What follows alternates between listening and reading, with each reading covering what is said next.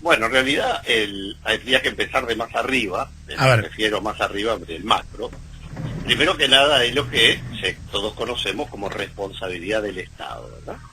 La sociedad se organiza en un Estado, el Estado tiene una estructura de división de poderes con distintos roles y funcionarios que desempeñan la actividad de la administración pública, la administración de justicia, poder ejecutivo, en fin, legislativo, todos los poderes del Estado y toda la administración que se despliega en los 270 y pico de mil personas que trabajan para el Estado. Cada una de esas personas que trabaja para el Estado, no importa en qué rol, sea en una magistratura, como puede ser un juez, como puede ser el chofer de un camión de una empresa pública, genera la responsabilidad frente a los ciudadanos, en particular cada uno de ellos, cuando su accionar implica, para hablar en términos médicos, una mala praxis, es decir, cuando hay responsabilidad. Ahí la responsabilidad requiere la reparación y la reparación es siempre del Estado. Por supuesto que el reclamante puede también ir contra el funcionario que lo causó, pero siempre, por lo menos, el Estado está siempre, porque es insolvente, para hacer un ejemplo. El primero entonces el macro. Todo acto del Estado a través de sus funcionarios es responsabilidad del Estado en todos los sentidos patrimoniales y administrativos de la expresión. Luego tenemos cada uno de los ámbitos propiamente dicho, desde la salud hasta la justicia, en fin. Hugo estaba reportando este tema de la justicia con un caso concreto, que lamentablemente no es el único, pero bueno, así se dan. Y ahí hay un tema que a nosotros en particular, alguna vez lo hablamos hace un tiempo atrás, bastante tiempo atrás. Yo he dado algunas clases sobre el tema de peritajes y sobre la facultad de psicología, sobre todo aquí, en la Católica y también en el exterior, por el tema de la interdisciplinariedad. ¿Qué es esto? Nosotros nos acostumbramos a hablar de que hay multidisciplinariedad para ver un tema, o sea que cada uno lo ve al caso como una línea de montaje para hacer una pericia, y nosotros somos partidarios de la interdisciplina, ¿verdad? Es decir, la conjugación del acto conjunto de los peritos y los expertos.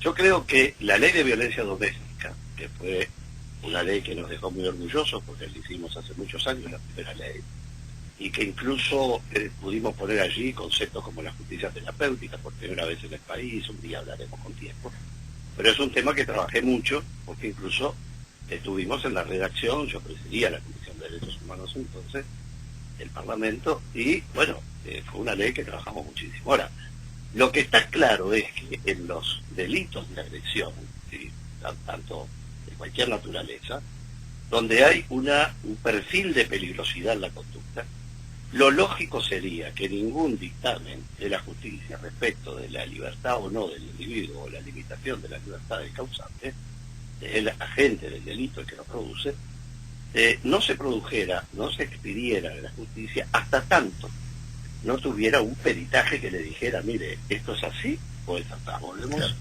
al tema de la ciencia y la toma de decisión política, jurídica, institucional.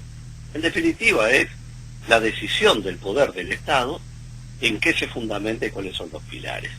En este caso, no hay duda, no digo en este caso concreto, pero en general, lo que dejamos establecido en la ley era que la necesidad de que hubieran peritajes para determinar, incluso por el propio agresor, si no es necesario someterlo a un tratamiento, que incluso el juez lo puede incorporar como parte de la pena. Correcto. Esto es interesantísimo, porque es la primera vez que aparece en Uruguay esto lo hemos trabajado mucho desde hace muchos años en el exterior. Y bueno, el hecho concreto es que los errores de los jueces lo pagan con su carrera judicial, ¿verdad? Es decir, la Suprema Corte de Justicia tiene un seguimiento específico de los jueces y su legajo va estableciendo todos los mecanismos. ¿Cómo son los mecanismos? Bueno, primero, el primer elemento son las apelaciones que los abogados hacen respecto de los fallos de los jueces. Cuando los tribunales de apelación, que son 3 jueces juntos actuando de la experiencia, modifican, corrigen la sentencia o la confirman, en el primer caso si la corrigen es un demérito para el juez, si la confirman es un mérito para el juez, todo eso se lleva en una especie de tanteador que marca la calidad de la justicia que está impartiendo ese funcionario magistrado, como sucede lo mismo a nivel de fiscalía, ¿verdad? Es decir, de los operadores que son los que operan en la justicia como tal. El primer resultado entonces es la afectación en la carrera del magistrado, que en Uruguay hace muchos años tuvo un lío gigantesco, porque yo sostengo que la carrera judicial en Uruguay, como pasa con otras, pero sobre todo la carrera judicial, hay departamentos que cuanto más lejos están de Montevideo, están como condenados a tener siempre jueces que están en proceso de formación. Es decir, empiezan por Artigas y van bajando, en la medida que se van poniendo más expertos, los van atrayendo más hacia Montevideo, y un día, hace muchos años ya, yo dije que parecería que hubiera uruguayos de distintas categorías para tener distintos tipos de justicia. Imagínense que yo dijera mañana que dispongo que todos los cirujanos que van a practicar van a ir a trabajar en la frontera. Y a medida que van practicando y aprendiendo, yo me los traigo por acá, después van a Maldonado, después van a Montevideo, lo que sea. Bueno, evidentemente que hay zonas que están expuestas a mayor inexperiencia por parte de los jueces, por más que están mucho más formados, por lo que sea, pero la formación y la experiencia en la administración de justicia es, como en tantas cosas de la vida, esencial. Pero concretamente para la pregunta y contestarla con la mayor precisión posible, evidentemente que si la conducta está fuera del parangón de lo previsible, es decir, el juez va a tener que demostrar, la persona que adjudica una libertad, que otorga una libertad vigilada o un sistema de control, va a tener que demostrar que realmente tuvo elementos de convicción que lo llevaron a pensar que no había lo que se llama el riesgo de ocultamiento o fuga. La vieja institución de la libertad provisional, que es el antecedente de esto, decía que la Constitución dice que los delitos que tienen menos de 24 meses de prisión, no los de penitenciaría, pueden obtener la libertad provisional en cualquier momento, que ahora tiene otro formato, pero la letra de la Constitución es la misma. ¿Qué puede impedir que un juez dé la libertad para un delito de menor exporte o cantidad consumatoria? Bueno, un juez puede decir, no doy la libertad porque esta persona suelta es un riesgo, no puedo dar la libertad porque esta persona suelta va a amedrentar a los testigos, no puedo dejarlo en libertad porque puede estar incidiendo en el proceso, hasta con la víctima, etcétera, o el riesgo de ocultamiento, porque a veces se confunde la fuga con el ocultamiento, ¿no? Lo que importa es si sale del radar de la justicia, ¿verdad? Si se metió en un pozo y se escondió y no lo encuentran, es lo mismo que si se hubiera fugado. Ustedes que están ahí al borde de otro estado, evidentemente que cruzar la calle es un fenómeno jurídico importante, ¿no? Nos vamos a contar viejas anécdotas de la dictadura, sí, que siempre trascendieron como trascendidos, yo no tengo el elemento, pero como pasaban de un lado a otro, pero ya es otra historia. Lo que concretamente digo es que va a haber un fallo sobre esto en su momento, esa conducta del juzgado y de la justicia va a ser manifiesta, si no sé si el fiscal apeló o no apeló en este caso, pero todo eso va a estar elevado a la Suprema Corte de Justicia, y todo eso formará parte del legajo. En una de estas, el juez puede explicar, la jueza, no sé quién es, podrá explicar que tenía elementos que la llevaron a creer que no había riesgo. Si además tiene un peritaje, que es lo que sería lo bueno, que le dijera, mire, el perfil de conducta de esta persona no indica riesgos, bueno, va a ser lejos protegido su prestigio jurídico, por decirlo de algún modo. Claro. Pero bueno, habrá que ver cómo decurre, pero es una apretada síntesis improvisada ahora, pero ahora, Alberto, te sumo otro hecho que se dio hace horas, y lo que pasó con este sacerdote acusado de abusar de dos criaturas y que también está en libertad prueba, en la formalización, y lo sacaron de la iglesia y lo pusieron en otra.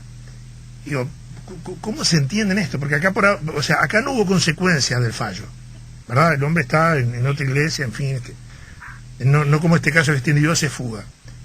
Pero digo, la condición del individuo, que a veces es factor determinante para poder ejecutar esos actos, ¿no debería ser tomada en cuenta para aplicar este criterio de decir, no, por su condición yo no lo puedo dejar libre a usted tiene que estar recluido, porque puede influir en la investigación, por más que el tipo diga que no, es un sacerdote, en fin, se puede cualquier cosa podemos decir.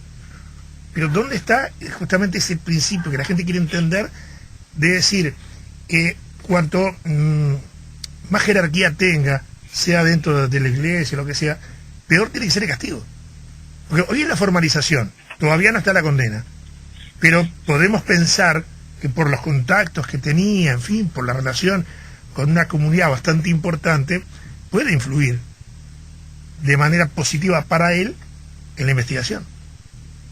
Bueno, uno de los temas que cuando estaba en evolución el nuevo código, que ustedes se acuerdan que fue aprobado, después fue diferido y empezó a regir hace poco tiempo, después de muchos años de aprobar la primera versión. Nosotros trabajamos mucho en el Parlamento con este código.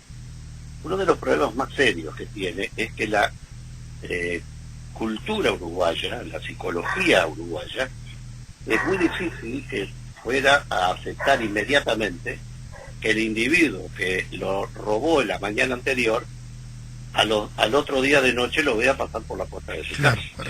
Que es lo que sucede en Estados Unidos cuando un individuo paga fianza. En Estados Unidos, por poner un ejemplo que todos han visto en las películas, un individuo comete un delito y el juez, si no hay una situación especialísima, fija una fianza. Es increíble el mecanismo. Yo lo vi en California, por ejemplo, de personas, hace muchos años. Estaba el juzgado de un lado, y en la acera de enfrente eran como locales pequeños, tipo garage, un poquito más grandes, que eran los que daban el seguro de la fianza, eran los fiadores, que claro, no dejen de pagar porque lo buscan abajo de la fianza. Sí, claro, sí. Entonces le daban la fianza, el juez decía, bueno, usted va a quedar libre, se tiene que presentar el 3 de mayo a las 2 de la tarde, pero tiene que tener una fianza de $50.000. Tipo cruzaba, contrataba el seguro, era el suyo, dejaba la fianza de $50.000 y no se presentaban. Aquí pasa algo igual cuando se pide autorización para viajar al exterior. Bueno, ¿qué quiero decir? Que la resultancia de la formalización, es decir, lo que se dispone en la formalización, no causa estado ni surte efecto respecto a la sentencia de condena definitiva. Bien. ¿Verdad? Es decir, estamos hablando de teoría pura, ¿verdad? Es decir, un individuo puede estar dejado en libertad y dejado en libertad bajo todo este régimen, entre comillas, ¿no? Pero cuando sale la sentencia tener que ir preso, ¿verdad? No es como antes que se pagaba primero y después se veía si se había cobrado bien. Es decir, ahora, el tema es que la sociedad es delita. La segunda cosa importante es que en el caso del violador, de la situación acusada, o como fuere, que es el sacerdote que se trasladó, bueno, dispuesto por la justicia que la persona quedaba en libertad, creo que razonablemente está bien adoptada la medida de trasladarlo de ámbito social, ¿verdad? Sacarlo para que no desprestigie ni la institución más, ni a la propia persona, y evitar situaciones indeseables, ¿no? Entonces, sacar a la persona del escenario no es un fenómeno nuevo, y mucho menos cuando se trata de instituciones de esta magnitud, que pueden mover a la gente a cualquier parte, digo, ¿verdad? Ahora, lo que pasa muchas veces en otros lugares donde los funcionarios son funcionarios y prestan funciones en otra parte, funcionarios me refiero a empleados de empresas, cuando no son despedidos o suspendidos. Por eso digo, creo que hay que separar bien. Primero, una cosa es el que le dan la libertad y se fuga, otra cosa es el que le dan la libertad y no se fuga, otra cosa es qué va a pasar en la sentencia definitiva respecto de lo que dio la formalización, pero está claro que va a llevar muchos años y muchos casos con ejemplos prácticos donde se pueda ver que un individuo que quedó en libertad, luego la formalización, que es el lanzamiento, es el comienzo del asunto, es cuando se encuentran elementos que hacen factible que un individuo haya estado vinculado con una conducta considerada delito, con un hecho considerado delito. Hay una apariencia delictiva, a partir de eso, con elementos de convicción suficiente, etcétera, el juez dispone formalizar. El fiscal inicia el proceso y el juez lo acompaña, o no, según las medidas. En ese caso, la cultura uruguaya, la psicología social uruguaya y la percepción de ese concepto de justicia de todos nosotros va a ser realmente consolidado cuando se empiece a ver que una persona que cometió un delito quedó en libertad y luego se confirmó que es el autor del delito, vuelva a tenga que entrar a una cárcel a cumplir una sentencia que ya es una sentencia, firme, punto, no hay vuelta de hoja, ¿no? Pero mientras tanto, todo esto nos está pasando todos los días. Pasa con los rapiñeros que de pronto tienen un problema y que es la primera vez y el juez piensa y no sé qué. Pasa con incidentes de violencia doméstica todos los días. Y por otro lado, no nos olvidemos de un pequeño detalle, ¿no? Tenemos, yo no me acuerdo bien el número, pero andábamos por los 13.000 personas presas. Sí, anda por allí el número. Bueno, son números escalofriantes después de Estados Unidos, lo que venimos nosotros. El mundo va hacia medidas sustitutivas. Ahora, ayer yo tuve que ir a un negocio a comprar unas cosas eléctricas y bueno, me conocieron, no sé qué, y había varios parroquianos comprando enchufes igual que yo, y bueno, y salió el tema, ¿no? Este mismo tema, pero no sobre estos casos en general. Y bueno, claro, es esa sensación, que es más que una simple sensación, es la constatación de que hay hechos que causan un enorme impacto social. Bueno, es más, me he olvidado de decir, es importante, uno de los conceptos para dar la prisión antes, y que todavía pesa de algún modo, es la alarma social. Claro, ¿te acordás que antes se decía, peligrosísimo? Claro, con el código anterior se decía que la alarma pública era el pretexto suficiente que tenía el juez para poder meter a una persona en la cárcel. Claro, porque incluso se entendía como protección del propio individuo. Además, claro. Porque un hecho que genera una alarma, no sé, un chofer tenía un accidente masivo, terrible, y bueno, capaz que dejarlo suelto significaba que fueran los familiares, los amigos del muerto, o del lesionado a causarle el problema. Es decir, se encaraba con cierta bipolaridad la alarma social. Ahora, es la alarma pública, que en definitiva es una concepción social, y en el grave problema que también se construye. Porque si yo un tema lo pongo en todos los noticieros y lo comento, genero la alarma, y si no lo muestro, no hay alarma, porque la concepción social sobre la alarma requiere la información del hecho, y la información del hecho, tú lo sabes más que yo, que soy un profesional del tema, que efectivamente puede ser pintado de muchos colores cada información, queriendo o sin querer. Pero me falta solo decir que además de la responsabilidad de la carrera y todo lo demás, hay responsabilidades patrimoniales, económicas, que los que se perjudican con una medida equivocada de la magistratura, de los jueces o de los fiscales o de quien sea, ya sea que va preso porque resulta inocente después, como ha pasado. El gran cambio histórico fue cuando comenzaron los exámenes de ADN. Mucha gente que tuvo años en el mundo presa por violación, por ejemplo. Sí. Luego, por las pruebas de ADN, se comprobó que no eran los autores de los delitos. Y bueno, y esa gente, como sucede todos los días en todas las justicias, inocentes, presos siempre hay algunos, y de hecho terminan siendo indemnizados, que incluso están pasados por días. Y ahí es donde viene un detalle interesante. El Estado está obligado a resarcir a quien fue perjudicado por un acto de sus funcionarios, no importa la jerarquía, y el Estado como persona jurídica mayor. Pero también el Estado tiene derecho a reclamar contra el funcionario que generó ese costo que tiene que pagar el Estado por un acto suyo, por lo que le llaman la culpa grave. No es cualquier culpa, no es un error menor. Tiene que haber culpa grave, y eso va desde los ministros para abajo, a todos los niveles y en todas las funciones públicas, ¿no? No sé si fue demasiado entreverado, pero es un vuelo de pájaro sobre el tema, ¿no? Impecable. Y lo último, me quedan 5 minutos, Alberto. Mirá, era poquito y mira todo lo que... Tenemos que preguntarte por algo que hoy es noticia, lo tratamos hoy por la mañana. Hay un médico que sale a hacer declaraciones contra todo lo que se ha hecho en lo que tiene que ver con el COVID, contra la vacuna, contra el PCR, en fin, que lo pinten como quieran. El doctor Javier Ciuto está recorriendo el país haciendo una campaña velada en contra de todo esto, poniendo en duda todo lo que se está haciendo. ¿Cómo se toma eso? Bueno, en realidad el tema es el concepto de libertad de expresión, ¿verdad? Es decir, obviamente que la libertad de información, y en definitiva, más que en este caso concreto en general, todas las voces y todas las campanas tienen que ser escuchadas o tienen derecho a ser escuchadas, ¿no? Ahora, si se considerara que la conducta de alguien está debilitando las defensas de la ciudadanía respecto del tema, bueno, las autoridades públicas competentes podrían solicitar a un juez algún tipo de medida de interdicción sobre el tema, ¿verdad?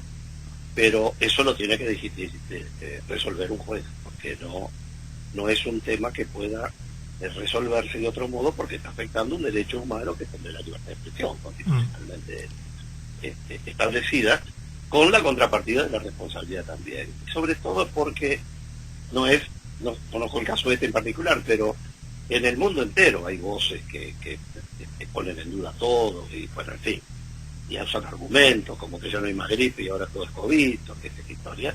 Lo vi ahora en España, me comentaban que solo hubo un porcentaje de un 3 o un 5% de gripe en España en pleno invierno, por ejemplo, ¿no? Y son más de 40 millones de españoles. Entonces, obviamente que tampoco es malo que hayan voces que cuestionen y vean, y ahora, que eso distinto es si termina siendo traducido como usted no se cuide, usted no se tapa boca, no se preocupe, esto no existe, esto es todo mentira, es una conspiración intergaláctica. Bueno, eso ya es otra cosa diferente, ¿verdad? Es decir, para ser más claro, son todos temas a pensar, obviamente son reacciones primarias sobre el tema, pero yo creo que para que quede más claro hay que ver qué está poniendo en riesgo la conducta que habla sobre estas cosas. Y si las pone en riesgo a juicio de la autoridad sanitaria, en este caso, la autoridad sanitaria tiene el deber, no solo el derecho, de poner en conocimiento de un juez la situación que siente o considera la administración competente en materia de salud, que entiende que está causando perjuicio porque está debilitando el sistema de protección basado en Uruguay, sin vacuna, en cuidarte y todo lo que pueda, que arreglar como pueda. Entonces, si se nos rompe eso, no tenemos más nada, ¿no? Entonces, claro, yo creo que ahí podría haber medidas que puedan ser dispuestas por un juez, siendo la respuesta concreta a tu pregunta, ¿no? Estimado, un placer, como siempre, escucharte. Bueno, un gustazo, y bueno, nos estamos viendo en este verano mentiroso, que ha llovido todos los días, parece el trópico, llueve y sale el sol, y a cuidarnos mucho, que el asunto va en serio.